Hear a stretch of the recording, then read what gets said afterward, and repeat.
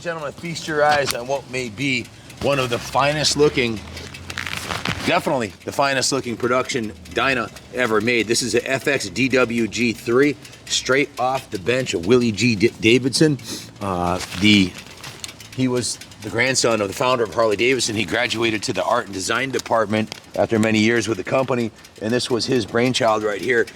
The only similarity between this and a regular Dyna wide glide is the frame, which actually is painted a completely different color, and the engine cases. Everything else on this bike has been customized, painted, polished, or somehow modified in the CVO fashion. Make no mistake, this is a CVO Harley-Davidson, straight out of the factory. Came exactly like this, bristling with trickery front to back. Back in the day, this is 20 years ago when this bike was built, they estimated the cost for just the parts, not the labor, to turn a regular Dyna into this, just the parts, not the paint job, was $8,000. And everywhere you look, like these shocks, if you look closely, see the back of the shock right here? At the top, it says Harley-Davidson. At the bottom down here, it says Fox. You dropped your lighter around. It says Motocross Fox down here. These are Motocross Fox shocks. There was a 2-year agreement they had with Harley. You're getting the best quality rear shocks you can possibly get. Switching gears to the front of the bike, everywhere you look, this FXDWG3, which Harley-Davidson called the Switchblade, is bristling with trickery. Look at the rim. This is a factory production rim with the beautiful plating on it and the CNC design on it. It's got the Harley-Davidson Dunlop front tire, came from the factory with the chrome lowers, with the chrome axle covers. The chrome on the forks is beautiful. Cosmetically, this bike is gorgeous. The front fender on it is a factory production paint job, and it came with not only a quarter cafe fairing, it kind of looks like a drag bike. If you capture the side profile from this angle right here, it kind of looks like a drag bike. It's low and lean, and it's got a raked out front end. You can see if you move it to look, yeah, see the rake on the front end? That's so it'll be super stable at high speeds, and it is at 85, 95, 100 miles an hour. This thing's rock solid on the highway. The frame, if you look closely at the frame, this is painted the same color, or powder coated the same color as the tank. It comes with this lower piece right here. The Switchblade came with that lower fairing also. Came with the forward controls, which as you can see are completely custom compared to a normal Harley-Davidson. The triple clamps are chromed. The handlebars are chromed. If you look at the instrument panel here, you'll see this is exclusive, certified Harley-Davidson, exclusive to the CVO Switchblade Dyna. This was designed by Willie G. It has a Harley-Davidson skull and crossbones right here. This is your key right here. It's a twin Fat Bob gas tank. I think it's 5 gallons gas it holds. These pegs, the pegs, the grips, they all match. These are the Harley-Davidson CVO grips with the CVO chrome levers. All the controls come chrome. The only thing I see on this bike that's not stock is this turquoise cross that someone hung there for good reason, you know? So the master cylinder comes with the chrome cover. The mirrors are custom CVO. It has braided stainless clutch line, braided stainless front brake line, braided stainless throttle cables. I mean, everywhere you look, there's hundreds of $100 bills laying everywhere, really $1,000 bills. And if you look at the inside of the console right here, it says FXDWG3. That tells you this is a very special piece right here. This bike was one of 1,964 made in 2002, 21 years ago. How many of them you think survived in this condition? Not many. Most of them were ridden into the ground. This has 25,000 miles, which is barely broken in for this type of engine. They're low revving. They run forever. They're good for 100,000 miles before you rebuild them. And I have friends with Evolution engines that have over 200,000 miles. They're just, this isn't like a Japanese throwaway motorcycle. Not to disparage the Japanese, but this is built to, it's a generational bike. By that, I mean, when you're done riding it, the next generation is going to take it and ride it. You don't find Harley-Davidsons in junkyards because they're completely rebuildable. Very simple and easy to work on, which leads us back to the engine. The engine on this is a twin cam 88cc CVO engine. The engine's stock, but it does have a kick-ass intake on it. It's got the Screaming Eagle intake with the larger air filter. That's the CV carb. It's the #1 carb that we like on our hot rod Harley-Davidsons here for streetability and rideability. The carb has the Dyno Jet kit on it to match the Vance & Hines dual shotgun exhaust. If you stand back and look at this exhaust, it's like it's got a huge opening on it. I think it's probably like 2.5, 3-inch opening, and it sounds absolutely fantastic. So not only is the engine an absolute rocket ship, but look at it. It is an absolute work of art. These are special finishes that only came on. Look at the engine cylinder fins. They have that gray coating on them with the polished lowers on the head. Doesn't have polished fins, but the cylinder does. That has chrome pushrod covers. The Switchblade is the epitome of a custom Harley-Davidson, done the right way, not like the aftermarket Chinese Korean and crap or whatever they're selling out there. This is all genuine Harley-Davidson. The cam cover is chrome. The forward controls are chrome. All the finishes on the engine are that matching gray. It has a optional Harley-Davidson thermometer for the transmission. All the fluids have been changed. I'll get into the services that were done to it in a minute because it's been completely gone through. I have an extensive work order on it, but I want to go over the actual bike itself. Chrome transmission cover. Take a look at the swing arm. Chromed from Harley-Davidson, right from the factory. No cheap aftermarket chrome. There's top shelf, triple chrome plated, as is the fender strut. The only other item on the bike that I found that wasn't original is it's been upgraded to a Lapera saddle. I'm 6'2". I really like this saddle. It gives you a little more room to stretch out. It's got a really nice foam pad on it for your girl, and it's very comfortable for the rider too. Of course, the shocks are way better than the stock shocks. Those are a $1,200 pair of Fox shocks if you went to buy a pair today, new.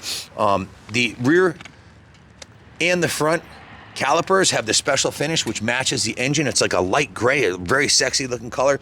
20 years later, it still looks fantastic. You know, it's a good design. Came from the factory with the Cvo floating rotors. You can see right here, this chrome, that's a chrome floating rotor.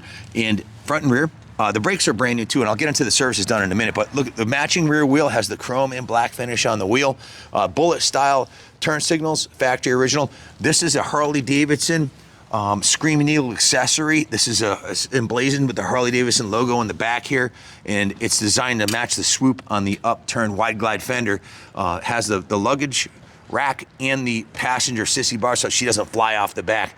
That's a good thing to have. Coming around this side here, you can see it came right from the factory with all the chrome you could ever want. It's basically dipped the whole ass end of the thing in chrome. The swing arm, the shocks, the upper belt cover, the lower belt cover, the passenger peg mount. This is not a cheesy chrome cover. This is a billet chromed sprocket to match the same design as the wheels. All Screaming Eagle genuine Harley-Davidson. Even the coil cover is painted the factory blue, as is the battery cover on the other side and the cover on this side. The primary is chrome. The inner primary is the same gorgeous ghost gray color that the rest of the engine is. You got a chrome horn cover, chrome petcock, and of course the chrome forward controls. Just an absolutely beautiful piece. Hey, if you're stuck with me this long, I'm gonna take it for a rip so you can hear what she sounds like ripping down the road. Chrome fork lowers. Again, the front brakes on this have the braided stainless lines, the floating rotor, and the special caliper coatings.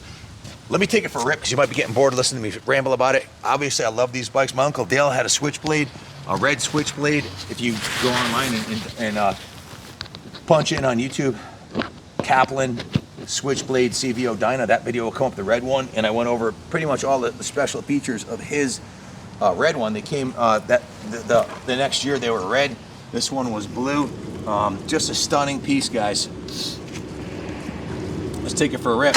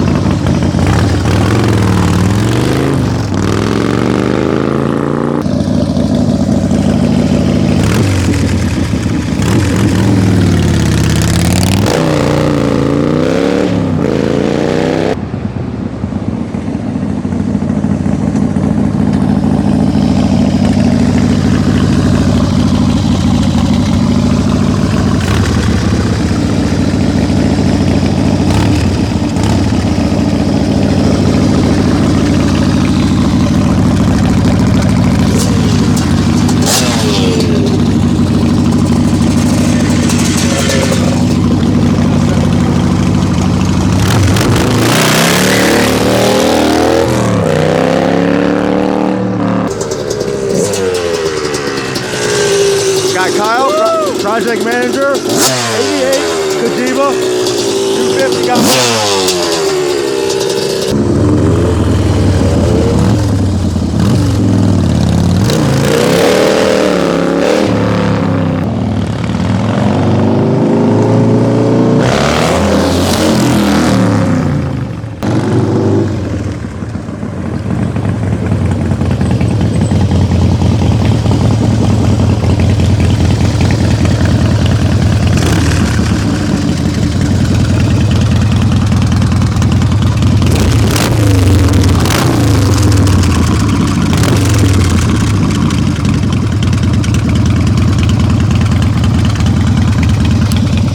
about that idle on a carbureted twin cam that's tuned perfectly, and this thing revs to the moon. That's a stock engine just with the stage 1 kit on it, and it runs absolutely freaking amazing.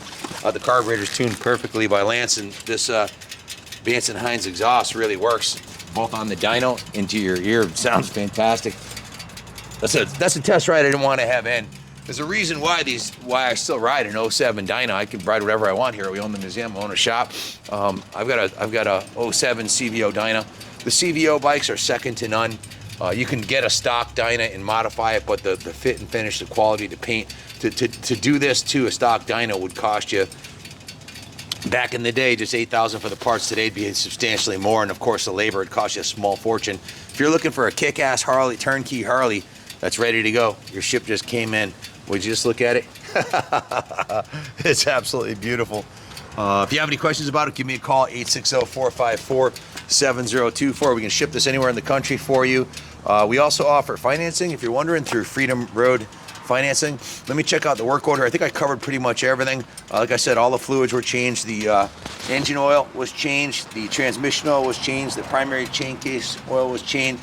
The tank was cleaned and flushed. The carburetor was removed, and so was the intake, and he put new intake seals on it and completely rebuilt the carburetor with new dyno jets to match the Vance & Hines exhaust. Take a look at the paperwork here. Of course, they got a full rotisserie detail. Spent 2 days in the detail shop. Every square inch of this from top to bottom has been washed, steam cleaned, washed, hand washed, polished, waxed, all the chrome, all the painted surfaces, all aluminum, everything on it, the engine cases, everything's been hand cleaned and washed and buffed and polished. There are a couple defects in the paint, I'll point out, that you probably won't notice on the camera, but a little couple beauty marks. It is a 20-year-old motorcycle. It's not brand new, but it looks brand new for sure. But if you get up close, there's a couple small scratches I'll show you. The front brake pads are brand new. The rear brake pads are brand new. The master cylinder was flushed and refilled. It's got ethanol-free VP engine fuel, so you could let it sit all winter and the carb won't get gummed up by it. The battery is brand new, and they put a battery tender lead so you can plug it in when you get it home, so it'll still start in the spring if you're up north here. The starter intake seals in the jets are new, the brake pads are new, all the fluids are new, and the starter clutch is new. He dismantled the clutch. It was making a little noise, so he put a new starter clutch on it. New engine oil, new engine oil filter, new battery. Everything's been done, guys. Full 100-point inspection, full what we call the rotisserie detail. Everything's been inspected, cleaned, polished. Spent a total of 42 hours in the shop, basically completely dismantling the bike, the tank, carb, seat. Everything came apart. The bike was steam cleaned, hand washed, polished top to bottom, and it came out freaking beautiful. They basically spent a week dolling it up. It looks like it's brand new now. It's ready to put on display, and it'll be on the 3rd floor of the New England Motorcycle Museum, on display in the Harley section up there. If you want to come take a look at it, this will make an excellent Christmas present for yourself. As far as the defects on the paint, looking at the front fender, this looks excellent. There might be that might be a little scratch right there, possibly. Let's see, the back of the fender looks great. The lower fairing looks good. The upper fairing looks good. Maybe a little, or there might be a bug. It's actually coming off. Front fairing looks beautiful. The tank on this side looks beautiful. The battery box has a little rub spot right here from the seat was touching it, the original saddle. This saddle's a little skinnier, so you can see where the original saddle was rubbing on it. The rear fender looks beautiful. The chrome looks excellent. Coming around this side, the painted covers look good. The paint on the frame looks good. On this side of the tank, there is a scratch right here that you can, I don't know if the camera will pick that up. If you look closely, you can see there is a scratch right here and a couple scratches right here. There's a guy, Uncle Vinny we call him, out of Rhode Island, who's a CVO paint expert. If you wanted to have the paint, this paint correction done, we could send it to him and he could actually, he's the only shop around, all the Harley dealers send this stuff there. If you wanted to have this small scratch fixed, or if you want to just ride it the way it is, it's up to you, but I wanted to disclose that. Other than that, how does it sound ripping down the road, Ron? Sounded really good. Those pipes that it has on there, like you said, it has a nice OD opening, so it sounds really good when you give it gas. And it handles really good. The wide glide front forks, telescopic forks, work great. The Fox shocks are second to none as far as performance shocks go. Those are top shelf. So if you're looking for a kick-ass Dyna that's ready for another 20 years of fun, look no further. And there's nothing better than a CVO. Thanks for watching, and as always, God bless America. God bless Willie G. Davison. He's still around. He's still running the Harley-Davidson Museum. I'd love to go visit him this summer. He's getting up there in years, got to be close to 80 now, but he's still around, designing and working on their museum there. So I heard it's quite a place. I want to go check it out, and I'm sure he's got a few CVO Dynas in there that he'd be proud of this one. Willie G. Davison would look good on this one. It's that nice. Thanks for watching, and God bless America. Don't take a look at it. It's right.